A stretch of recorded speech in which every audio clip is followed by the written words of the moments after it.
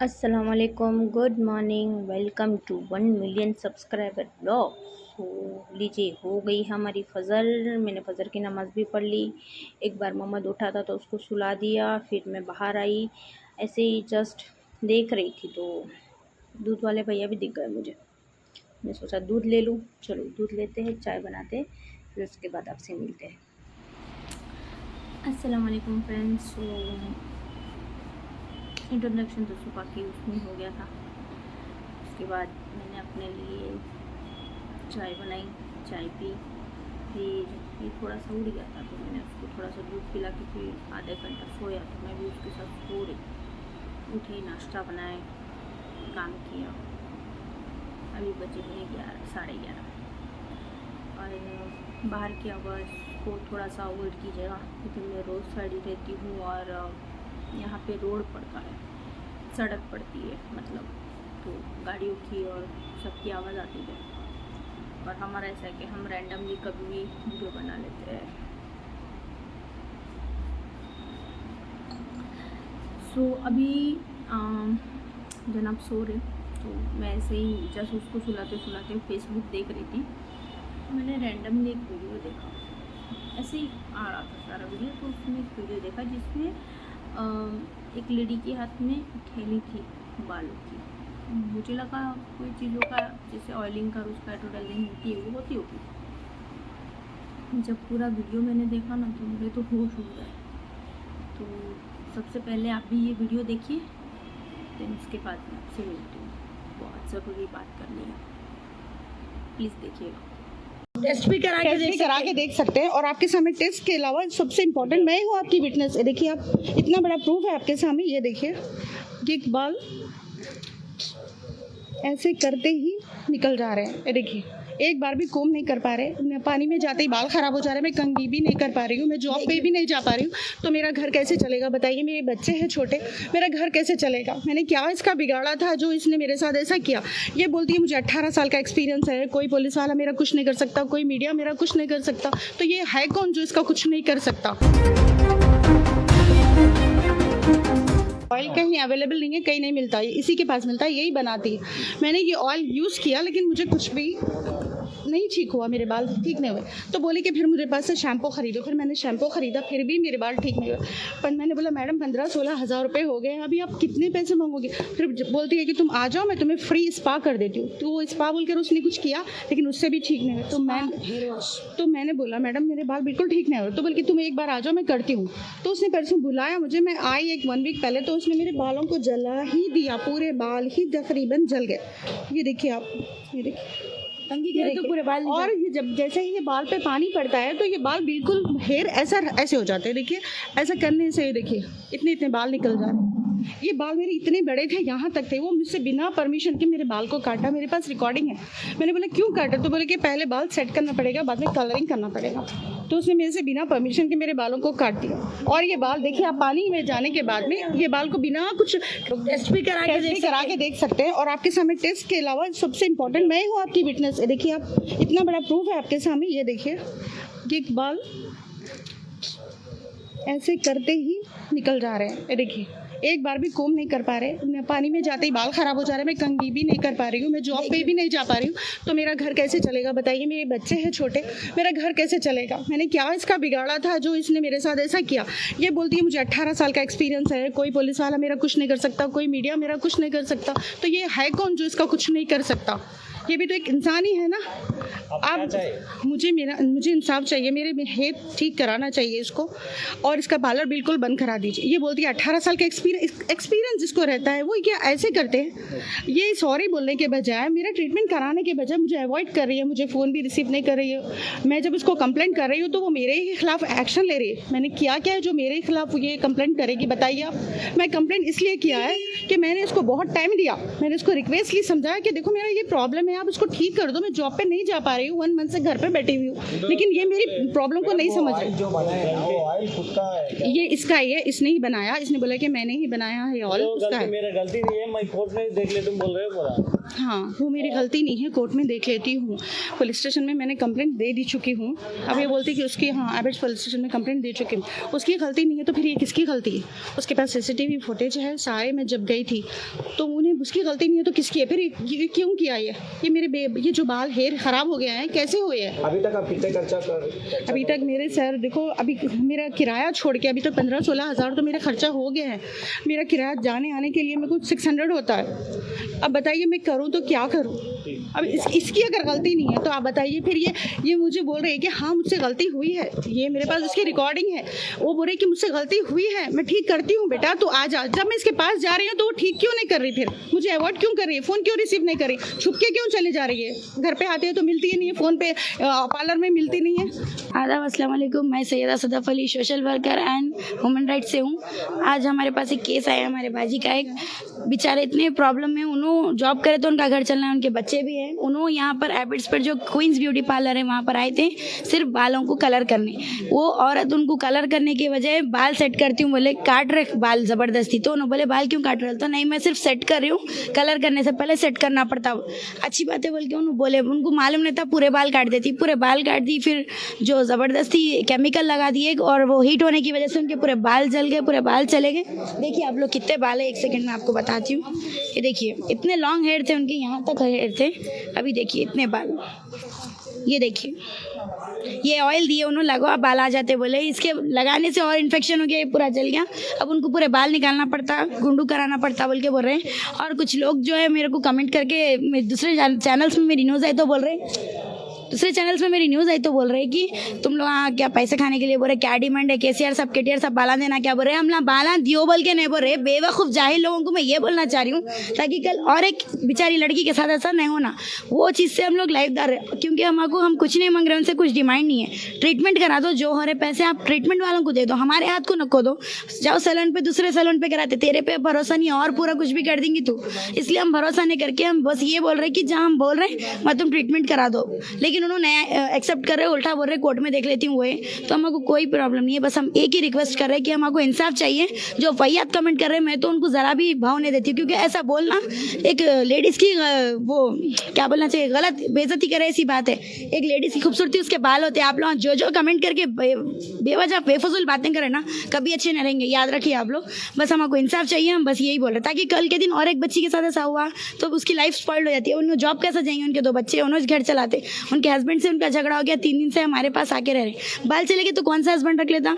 अगर ये जो जितने लेडीज़ फालतू कमेंट लिख के बोल रहे हैं हाँ बाल चले गए तो क्या होता? अल्लाह करे तुम्हारे जाना मालूम होता। बस यही बोलना चाहूँगी। देखा, यही चीज़ होती है। इसलिए मुझे लोगों का तो नहीं पता, लेकिन मैं चिक चिक के कहती हूँ कि आप ऐसे ही किसी चीज़ पे भरोसा मत कीजिए। देखो फ्रेंड्स, आप लोगों को अल्लाह ने है ना बहुत खूबसूरत बनाया है। अगर बोलते हैं कि भाई ये लगाने से ये वीडियो, ये फेस ऐसा हो जाएगा, सावले गोरे हो जाएंगे।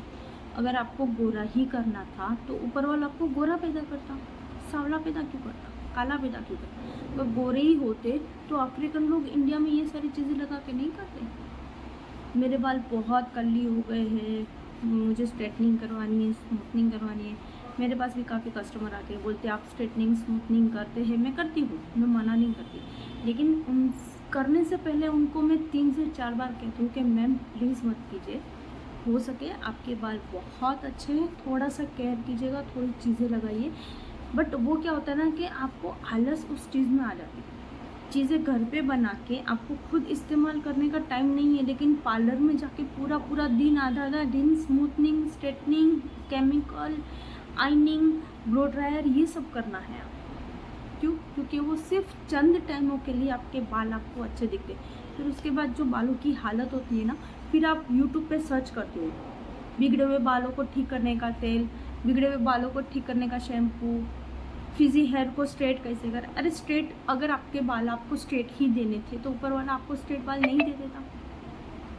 कोरियन लोग ये इस्तेमाल करते हैं इसलिए उनकी स्किन ऐसी चमकती है। अरे वो उनकी कंट्री है, वो उनकी स्किन है, उनका वेदर है, उनका पानी है, उनको उस हिसाब से सूट होता है। हम इंडियन हैं, हम मिक्स लोग हैं, हमारे यहाँ केमिकल ही इतना आया है, इसलिए हम बोलते हैं कि घर की चीज़ें इस्तेमाल करो। पहले के ज़माने में थोड़ी ना साबुन था कि झाग हो, अगर हम बोलते हैं कि ये साबुन यूज़ करो लेकिन उसमें झाग नहीं है इसलिए वो चीज़ अच्छी नहीं है। ये ऑयल बाहर से कोई बोलेगा उसमें लिखा है कि भाई फलाना फलाना ऑयल, हम आपको वीडियो में बताते हैं कि भाई ये चीज़ें इस्तेमाल करो, पर आप क्या करते हो, बनाना नहीं है। अच्छा तुम बना रहे हो, मेरे लिए लेके आना, मैं पैसे दे दूँगी। अरे अगर हो गया लालची इंसान तो क्या पता वो आपके ऑयल के अंदर वही ऑयल डालेगा, खाने का तेल ना डाल देगा, जो जलाया तेल है, पूरी सब्जी वब्जी सब तली है, जो कुछ भी तला है वो तेल डाल देगा, क्या पता कलर भी डाल देगा। हम आपको वीडियो में बताते हैं कि ये चीज़ें करो, हम आपको करने के लिए बोलते हैं, हम ये नहीं बोलते कि हम ये बना रहे हैं आप हमारे पास से खरीदो। किसी वीडियो में किसी ने ये कहा, कोई नहीं कहता है। तो ये जो हालत हुई है ना, ये उसी चीज़ का नतीजा है। मत करो ये। पहले स्ट्रेटनिंग करवाएंगे, फिर बाल जड़ते हैं तो स्पा करवाएंगे। अब मुझे ये बताओ कि जो कंडीशनर हम स्कैल्प पे नहीं लगा सकते, बाहर का कंडीशनर, वो ही स्पा की जो क्रीम होती है वो 1 टाइम ऑफ कंडीशनर ही होता है। उसको 1 घंटे तक आपके बालों में मसाज होता है ना, फिर वो जो स्कैल्प के अंदर जो केमिकल जाता है ना, फिर वो आता है आपको एम्पल्स देने के लिए। ये डालेंगे तो डैंड्रफ नहीं होगा, कितने दिन नहीं होगा, और वो कितने दिन आप स्पा करवाओगे। आपको हर महीने 1000-1200 रुपये खर्चने हैं। इससे अच्छा एक बार 25 से 30 रुपये खर्च के बॉडी बॉटल आप स्पा की बना लो, क्रीम की, घर पे इतने सारे वीडियो दिए हैं, इतनी सारी चीज़ें दी हुई है। ऑयल बना लो, शैम्पू बना लो। अरे आप 1500 रुपये की जो चीज़ें लेने जाते हो ना, क्या वहाँ पे तकरीबन 200-300 रुपये में आप शैम्पू भी बना लोगे, कंडीशनर भी बना लोगे, ऑयल भी बना लोगे, साबुन भी बना लोगे। जब कम चीज़ों में अच्छी चीज़ें मिलती है तो बाहर लेने क्यों जाना है।